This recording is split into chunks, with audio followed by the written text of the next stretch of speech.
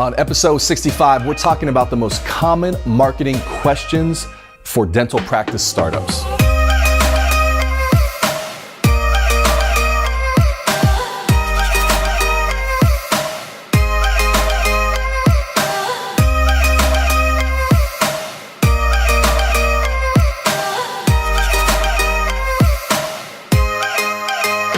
Hey everybody, what's up and welcome to the 88 Show. This is the internet's only dental show where we are answering marketing's most important questions because that is what we do here. This is episode number 65.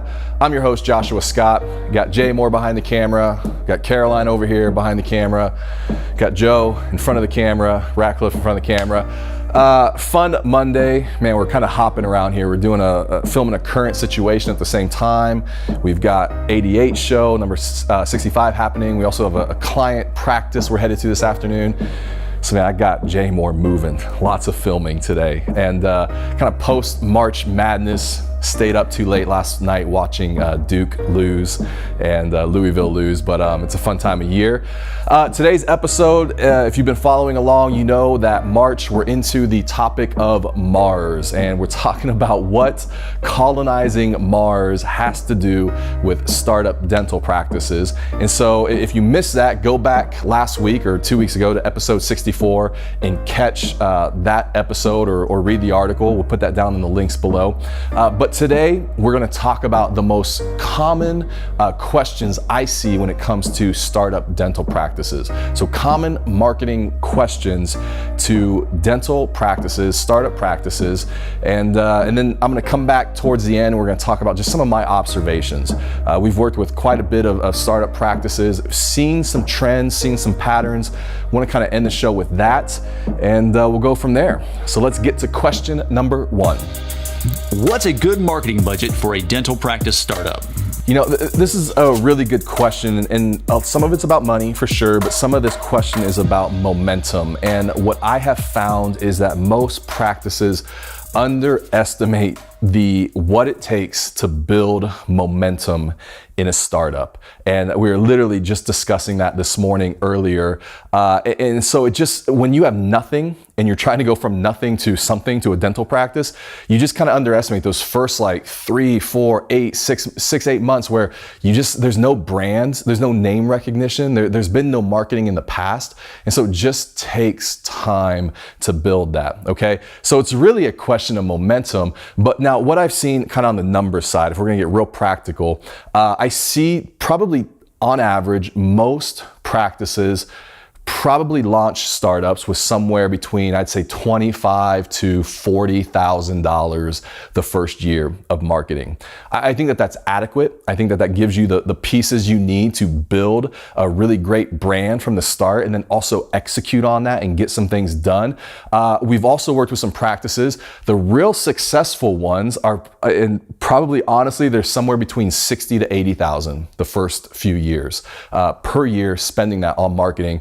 Those are the ones I see that go from 0 to $1 million pretty quick, okay? So on average, I think what I see the average dental practice doing, year number one from 0 to startup, year number one is probably somewhere around $250,000 in revenue, okay? Year two, you're gonna be closer to $500,000. Year three, you're gonna be at $1 million. And so I think the 0 to $1 million process for a startup on average is about 3 years. That's at that $25,000 to $40,000 investment. If you want to accelerate that, on the whole, I think most of the time it's going to take an investment of 60 to 80 grand a year to get that happening. I've heard people say direct mail is the best way to launch a new practice. What do you think? Should a startup practice invest in direct mail? Those are not your friends. So let me just be very clear. If somebody is telling you that, they are not your friend. Look, why? Here's like why.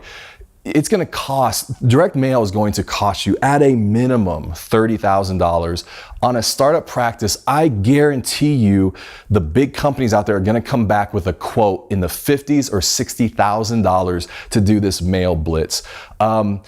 what we can accomplish in digital for that in your first year is just so much better. And really, the number one marketing key when you're starting up that first year, the number one thing you have to do is build your brand. If you don't, you are going to have to step back and rewind and take some time to do that at some point down the road. And so it's just money spent that's not effective. It's money spent that's not fully, the investment's not gonna fully return to you. So my advice, stop, build the brand, then invest in digital. Right now, I mean, a third of what direct mail costs. Give me $20,000 in digital for the $60,000 you're spending in direct mail, and I guarantee you I'll beat those results. I'd like to purchase another practice. How will that affect the marketing? This is a really good practice, and I think so. You're starting, but then you may purchase another one, or you're kind of starting with the whole multi-site, multi-location practice model in mind. I would tell you that the number one thing here that you have to keep in mind when it comes to the marketing is, what is this practice model going to look like? Is it going to be single doctor or multiple doctor, associates, owners, single site, multi-site, insurance? What are those going to look like? So knowing the model up front and creating the brand around that model will in the end save you thousands of dollars. And here's what I mean. If you launch your practice and it's, John Smith Dentistry, but then down the road you want to buy some other practices in multiple locations, and now you've got another location an hour out of town, it may or may not be John Smith Dentistry. That may not be the best thing for that community. It may not be the best thing if you want to build one and buy one and maybe flip it or sell it down the road. That may not be the best. So knowing the model and your kind of long-term vision right from the front, and then structuring the brand that way, bringing on a company that understands that and how to position you in the early stages, but then how that can take steps and turn into a long-term plan, that's going to be key.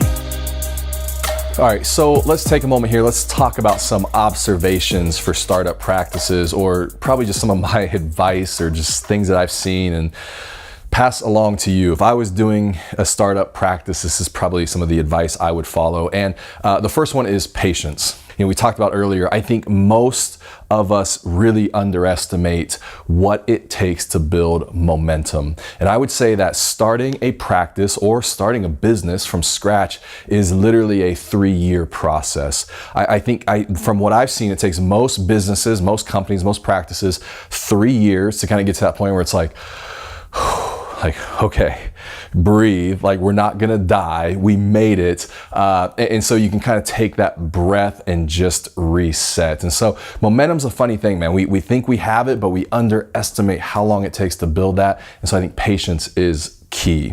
Number 2, what I would say is minimize stress as much as possible. And I'll tell you, some of the startups we've seen, what happens is you get into that first year, maybe 18 months in, and things start to go well, and we're picking up momentum, and you're like, man, this is awesome. And we start thinking about what's next? So we start buying another practice, starting another location, bringing in another associate. I see people move during that time and having babies, and all of a sudden, you get 3 or 4 of these big things going on in your life, and now we've got stress that we're dealing with. And so one of the things you have to realize that you're dealing with in a startup is you've got so much energy, but what happens in a startup is it's being pulled in all kinds of different directions. And so, you've got your practice, you've got maybe relocating your family, you've got all the HR that's happening, whether you've got another associate doctors or not, you've got marketing that you're overseeing, staff training, just the clinical side of stuff, trying to finance technology. In the end, what you realize is you've got this ball of energy. It's being pulled in all kinds of different directions. And one of the keys to that first few years of a startup is moving from that to getting your energy focused in one direction and trying to fight this and move to that. And I think if you can keep that focus, keep the energy and the direction, the stress reduced, moving in one way, you'll get to the end of that and be like, okay, we made it. That was good. All right, so number 3 would be set the marketing budget, okay? And here's the advice I would give to you. I mean, obviously this is a startup, so the marketing budget needs to be a little bit more aggressive. And if you've watched this show at all, or heard anything from me, you know that there's kind of a range of budgets from 3 to 5% of revenue. If you need to be more aggressive, I like to see that at 5%. And so that's absolutely the case here. Here's what I would tell you. My advice is set the budget where you want to be.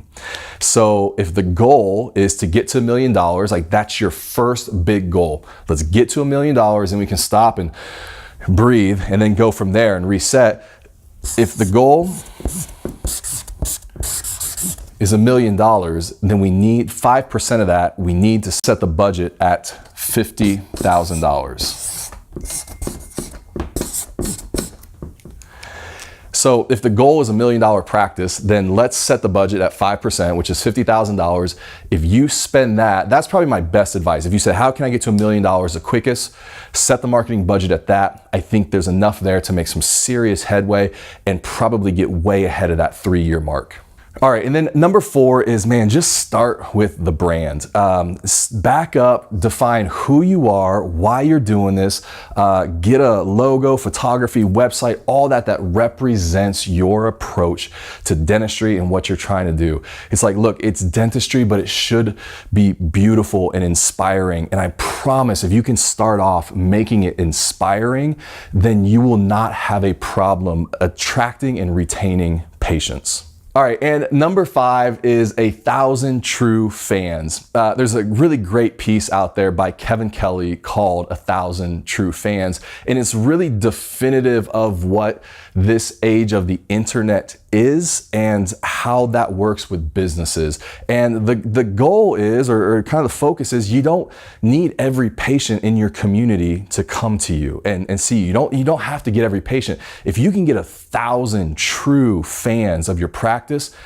man, you'll do everything that you need to do. And so look up that piece. I think that just kind of setting that goal just a little lower instead of, the entire world or the entire community in this massive population, it just gives it more of a concrete awareness. Set it on 1,000 true fans, true patients of yours, and you'll be able to accomplish everything that you want to.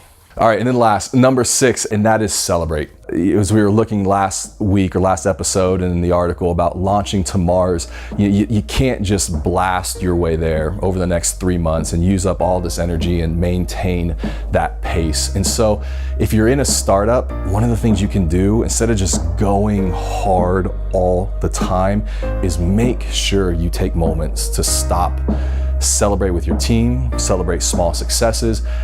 Give yourself some permission to stop and celebrate. I mean, when you get to 500,000, man, get that bottle of champagne and pop it and have a good time and just take a moment to give yourself permission to do that. It's those little moments that are refueling, re-energizing, re-inspiring, and just setting some milestones. What happens when we get here? What happens when we get there? And it doesn't have to be huge incentives or trips or things like that, especially those first few years. Just make it small little things.